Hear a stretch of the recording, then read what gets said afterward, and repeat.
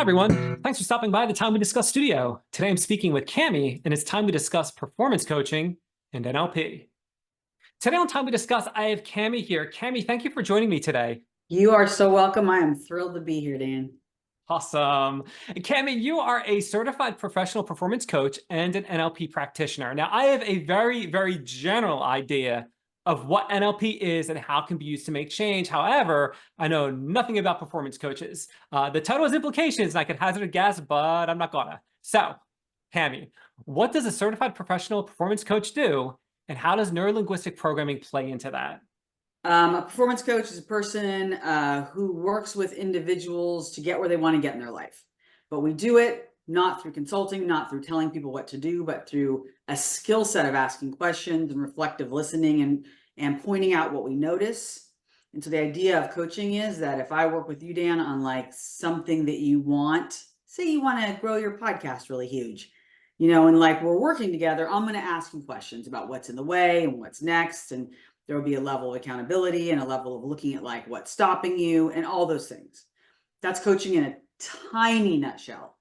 NLP, neurolinguistic programming, I really recommend people look it up. If people are interested in it, there's a great book called Introducing NLP. And it became popular in the 70s. And it is really an amalgamation, though, of a lot of things that have lived forever, right? So like, essentially, I think of it as brain hacks. The woman who certified me calls it the study of excellence in humans, meaning that there are ways to model what other people do so that you can learn it. So modeling is one part of NLP, meaning I watch you and I pretend to be you, or I like notice all the things you do so that I can get good at what you do. But this also has a lot. So neurologically, the way your brain functions, linguistics, language, programming, the idea that everyone has unconsciously things programmed into them. Like I hear this song, I feel this way. I see this thing in my environment, I act this way. And so people come to coaches to, for example, change habits, right? Like I really want to get healthier, but every time I see, bulletin board for beer, I want to buy it and drink it. That's just my own personal example. So that's a neurological thing, right? Like I see it, it goes into me in some way, and then I take action on it. So just one example of how NLP plays into coaching is, in order to break habits, that there are neurological things you can do. Visualizations, visualizing where you want to be, changing that neurological groove that has you respond to this stimulus every single time in the same way. And a great book for that is James Clear, Atomic Habits. It's a very popular book right now. It's a very coach-centric kind of way of changing habits so that you can get what you want. So he goes a lot into the neurology of habits. Okay. I will pause. Okay. Let me ask you this. So one of my very, very early episodes, I spoke with Chris from White Rabbit Hypnosis. And he talked about hypnotism, and actually his specialty is working with people to break habits, especially as it revolves around procrastination. So how does NLP differ from hypnosis? Is there some overlap? Is there like a nice Venn diagram? How does that work? Okay, caveat that I am not a teacher of these, or I'm not a certifier of these things. I do teach NLP in my coach training program.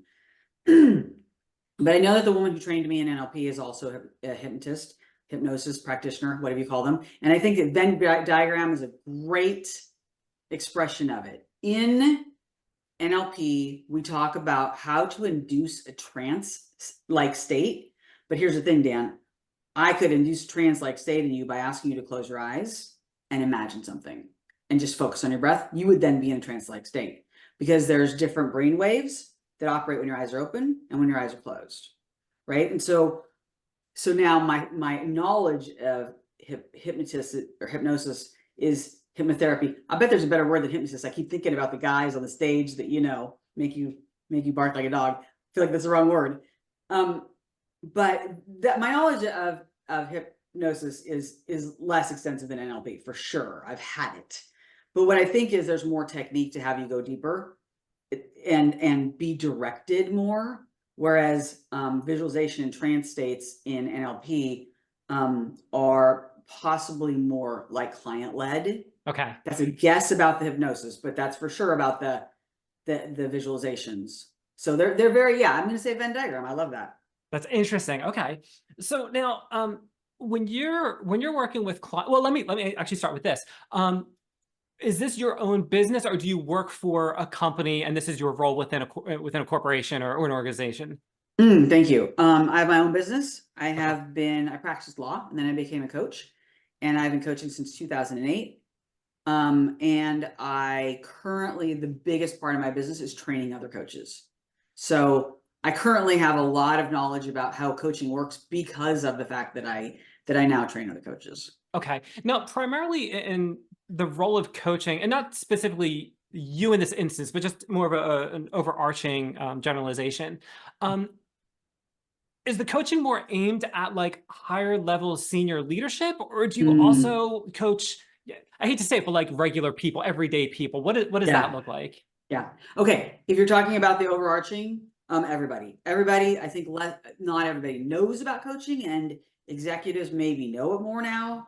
Um, but yeah, anybody can benefit from coaching because it is about bringing the things that you want in life and you've had a hard time getting, and having someone ask you questions, based on the premise that people have their own answers, based on the quote that you heard that says, you can't see the picture when you're in the frame.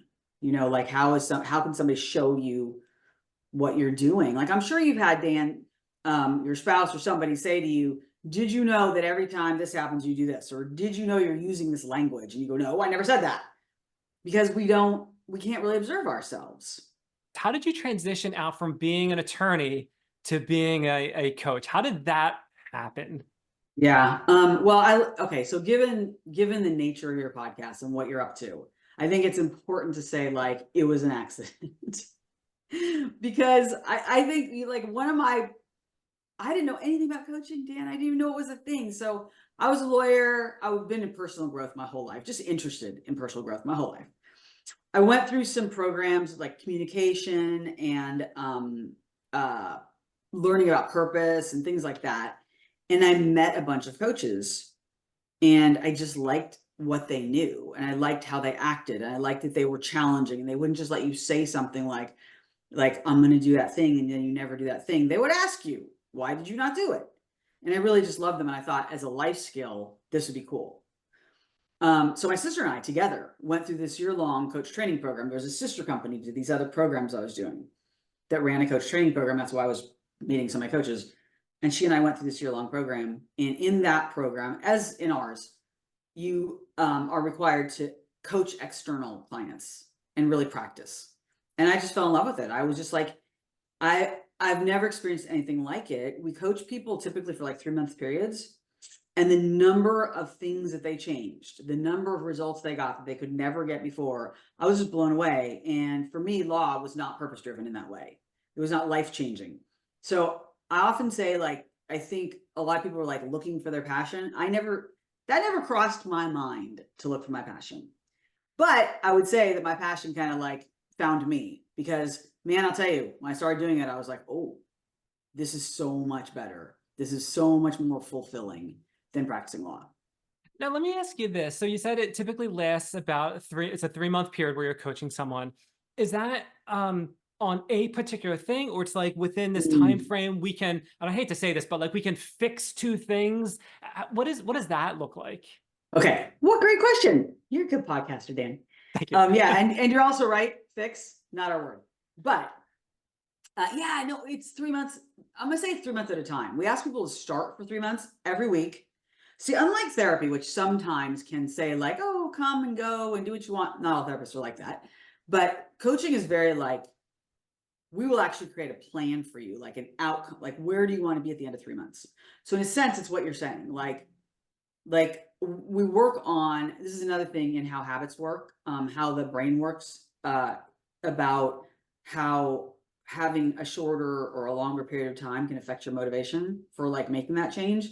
And so we find that 3 months is a good amount of time. So even if you're like, I want to get super healthy, the question would be like, where would you like to be in 3 months? Like, what would be different about your body and your mind and things like that, specifically tangibly in 3 months?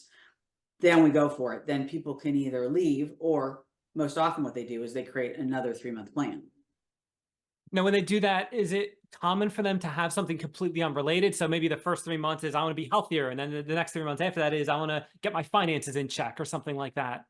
Yeah, both and. Often people want to go to the next level of the thing they just worked on, and often people have a new thing that they add to it. Oh, that's so interesting. Okay. Yeah. So it sounds like if someone wants to get started doing this, they don't need to go to college for this. There are different programs that you can enroll in. You can work with other coaches. What is that process like for someone either starting a career or someone that's transitioning into becoming a career coach? Or I'm not a career coach, I'm sorry, a Yeah. coach like yourself. Yeah. Okay. My recommendation typically is, well, okay, so obviously, or maybe not obviously, I run a coach training program. It's a year-long program. It's a pretty unique program. It's live. It's in Northern California. And there are other programs. There are so many other programs. So I highly recommend people find a program. I highly recommend, honestly, that you find a live program. I feel though that many of them are online now. That's not wrong. That's not bad. I just would recommend, it's a relational skill you're learning. So I think being in person might be better, in my opinion. I would look for a program that is like 6 months to a year. If somebody tells you that they can teach you online in 3 weeks to be a coach, that's a no. That's a no. Because the skill set I think it can look really simple, but it's pretty nuanced. It's pretty involved in how to like have people trust you and ask the right questions, and like we call it holding a space. Hold a space for people to explore and learn. So yeah, and if people are looking for a program, here's my recommendation. I will just talk to people. I often talk to people from other countries, other places who are looking for a program. B, we have people come from all over the country to do our program. I literally had a gentleman from New Jersey last year who flew out every month to be at our training.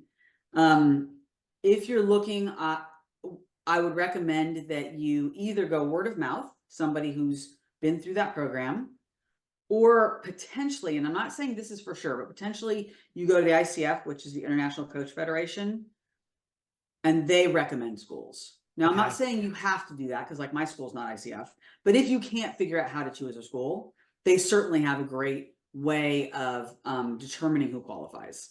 Okay. Now, you're certified on this part of the title of what you do. Going through these programs, do people typically automatically get that certification that goes along with it, or is that like another level they have to do? Okay, thank you, Dan. There's 2 different kinds of certification. Well, actually, let me back way up. You could go out tomorrow and you could start a website that said Coach Dan.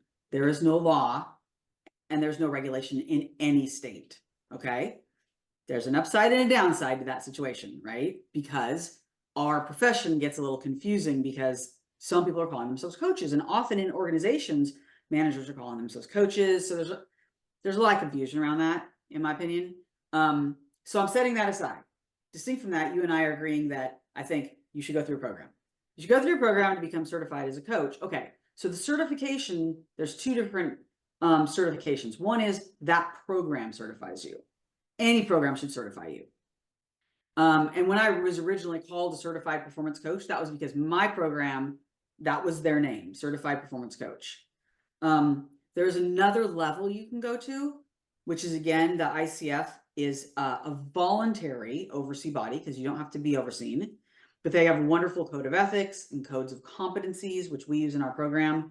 And then they will certify you. And what's cool about that, like, I don't think it's needed to practice as a coach, but what's cool about it is there's a standard. Like you have to pass a written test, you have to send in your coaching calls and they evaluate them for all the core competencies that they require. And then there's 3 levels of certification. There's the associate, professional, and the master. I have the master level. I just got that, the highest level that they have. And so it's really like a rigorous, you have to have a certain number of coaching hours, all sorts of things like that. Changing gears slightly. Yeah.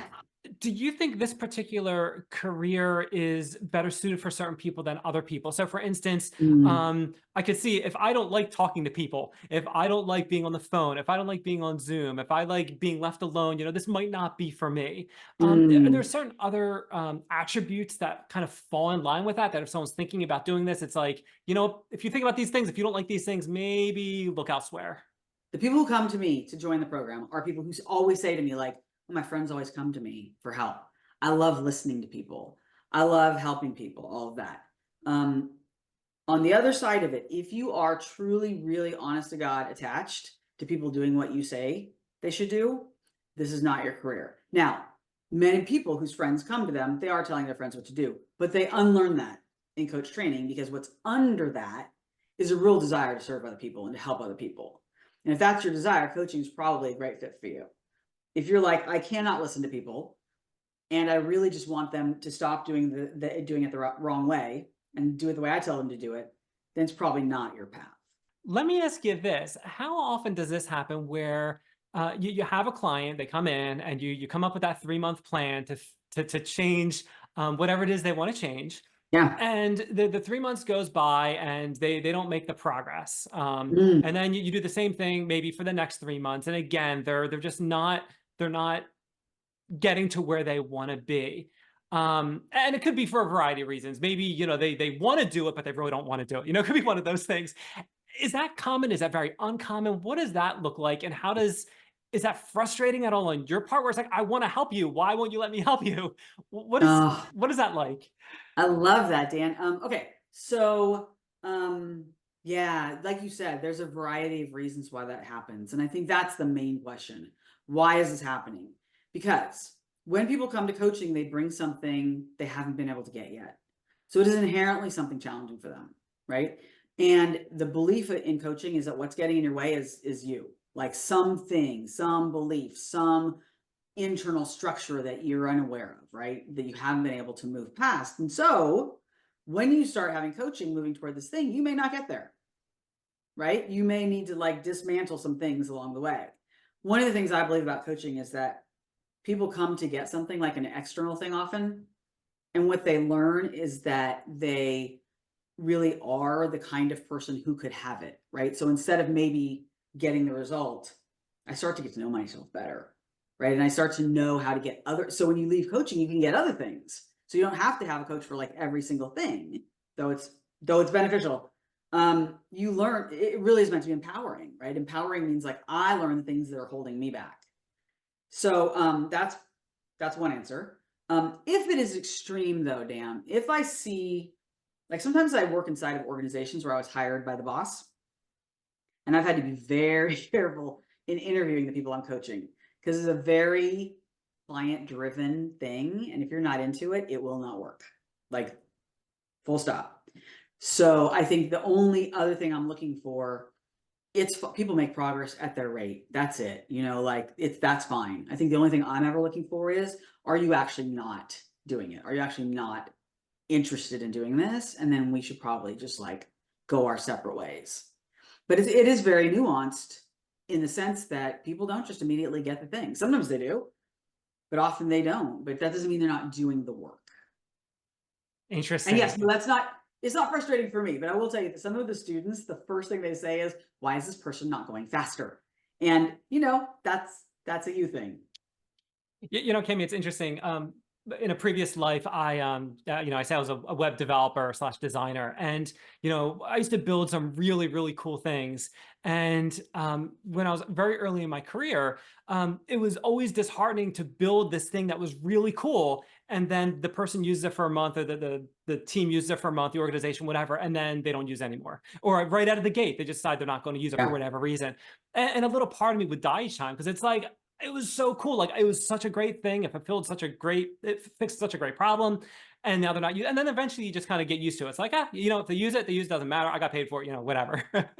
We'll just think about like the frustrations and kind of like working through Mhm. that. To kind of made me think of that little story there. Well, and let me say about that. The idea in coaching is that people have their own answers. And the further idea is that when people discover their own way of doing something, they're more likely to do it. And when you hand them the cool thing, they may not keep doing it, right? So I have people come through our program who are like fitness teachers or music teachers, and they teach the thing, but the people don't do the thing. And so coaching is to work with the people about like, well, why are you not doing it? You know, like, so it's both, right? It's having the cool thing, but it's also, I mean, we all know this, right? We all know this. We all go like, I'm going to drink this much water this week. I'm going to exercise this many times, you know, and then we don't do it. Right. So that's the internal question. So this thing that you develop is so cool. Why are people not using it? You know, like that is probably them. It's probably them, you know, like not whatever. They didn't So really that want it. They didn't want it enough, you know? yeah, and I think it's very frustrating to hand somebody something, and that's why I don't like giving advice, because people say they want advice, but then they don't do it. So people always say, I have people say to me on coaching calls, will you just tell me your thought about this? And I always go, at the end of the call, if you don't have something for yourself, I will. And then I will coach them so they come up with their own thing. Because the truth is, when I tell them how to do it, it's not very likely, even though they really want to be told how to do it. And I'm not criticizing humans. I think that's how our brains are. Yeah, that makes sense. That makes sense. Yeah. Let me ask you this. How often do you deal with, um, how do I want to phrase this? I'm going to call it, for lack of better words, I'm going to call it psychological issues. And I'm thinking like imposter syndrome. I'm thinking, I don't deserve this. How often do you deal with people that are struggling with those thoughts internally? And how do you go about resolving those? Yeah, I love it. I love it. Okay. I'm gonna give you kind of two answers. Okay. One is, so let's set imposter and all that over here for a minute. When people have psychological stuff like, let's say, depression or trauma or whatever, we are very trained in how to send people to therapy. Just saying that. This over here, I will call this, our term for this is sabotaging voice. And everybody's got one. Everybody's got one. And the scarier the thing is, this might have happened for you when you decided to do a podcast. The scarier the thing is, the more your voice goes, really? Well, you're not very good at that. And you always give up and you never, right? And so that's honestly, Dan, that's the first thing we work with. Like, what are you saying to yourself as you're embarking on this journey? Okay, could you set that aside? Right. So one of the things on my website, I've been blogging for like 15 years or something, and I have all these blogs on there, and there's one called The Voice, and I have a series of them, and it's all on this, how to move past this. But that is, I think, always comes up for people when they're doing it, a scary thing. That is so fascinating. And I'm sorry if you've already said this, but is that almost all the time is identifying the sabotaging voice? Is this like a recurring thing with different people? You essentially have to identify that and then resolve that. Yeah, I think it's the question you ask. Okay, here's a hack, a coaching tip. The thing you ask is, what's the hardest thing about that for you? So you say to me, like, I'm really want to exercise, but I'm not exercising. And I go, what's the hardest thing about that for you? And most people will respond with, well, it's because I'm really lazy. Or, they usually respond with what the voice is saying to them. Okay. And so then if we could say, then we have tools we use with that, where we would say like, okay, if you could take that voice and you could just like move it for a moment, then what would you do about it? But that's true. Yeah. I think for most people, most of the time. So fascinating. So, It's so cool. interesting. It is. It's so cool. That's why I love it. Now, let me ask you this. So another coach I've heard of is like a life coach. Is that another name for the same thing, or is that something completely different? Very, very similar. Very similar. I don't love the term, but absolutely, that's a very, very similar concept. Cami, now's the part of the show I'd like to ask a completely random question. Has nothing to do with what you do for a living. So I'm going to throw this at you today. And interestingly enough, you said something earlier that kind of almost hinted at the direction of this. And this is kind of fun. So the question I have for you, our friends and family think very highly of us, and they're willing to let certain things slide. If we're incredibly lucky, they'll call us out on our shortcomings and offer constructive criticism. Now, this makes us become better people, or more importantly for this conversation, less embarrassing. So, Cami, I want you to think of a word or a phrase which you thought you were using correctly your entire life, but then you found out you were using or saying it incorrectly. A word or phrase I was using incorrectly. I know they're in there. I can't think of anything. What did I say earlier, Dan? I don't remember. I'd have to review footage. No, because when you say that, I can think of like lots of words other people have said wrong. Oh, I got it. Oh my God, I'm so excited. My kids are like in their early 20s. And when they were young, I used to read to them, and I read all the Harry Potter books to them. But I never watched the movie. And so the girl Dan, I called her Hermione for the entire book until finally one of my kids saw the movie, and she's there go, that's Hermione. I was like, all right. So I don't know if that's what you're looking for, but that's my best memory of it. That is exactly what I'm looking for. So I'll share this. Typically, I don't share my side, but this is a good one. So I'll actually share this. Good. When I was in college, one of my roommates was an elementary education teacher. And one of their assignments, they're supposed to have a child read a particular passage and grade them on, the accuracy of the words and whatever. Mm. And it was the night before it was due. So of course my roommate is looking for people. He's like, Dan, can you do this for me? You're the one that's closest to being a child. Like, all right, sure. So I read this passage, and it was like a paragraph, 2 paragraphs tops. And I get to this one part, and I'm reading it, and I use the word Barbados. And he pauses. He's like, what? And I read it again. And he's like, read that again. And I read it a third time. I said Barbados 3 times. And he's like, Dan, that's Barbados. And I was like, oh, I've never seen it written before. I feel like Yes. an idiot. Yes. Yes. So that's Yeah. exactly the kind of thing I was looking for. So that is great. Yeah. Thank you. That was fun. Kemi, before we wrap up, I do like to give the person that I'm speaking with the opportunity to talk about a cause they believe in, a project they're working on, their business, something like that. So if there's something that you would like to share with the group, the floor is yours to discuss for a few minutes. Oh, thank you. Thank you. So many causes, but I am going to talk about my own business and my coach training program, which is a year-long program, which starts on July 27th, which the people who come to our program come through it to become professional coaches, such as myself, come through it. Many, many people come through as leaders in their business to use coaching as leaders to make them more effective. Many people come through it. The third category would be for the personal growth aspect, because it is so relational, and it is very focused on communication and being present with people in a really effective way. It's a year-long, very immersive kind of a program. The name of the program is Transformative Coaching Essentials. So it's coaching essentials, and it is transformative. It is transformative for clients to be coached. I will just say that, but it's transformative to go through a program to become a coach, because you've got to be able to face yourself if you are going to work with other people in this deep kind of a way.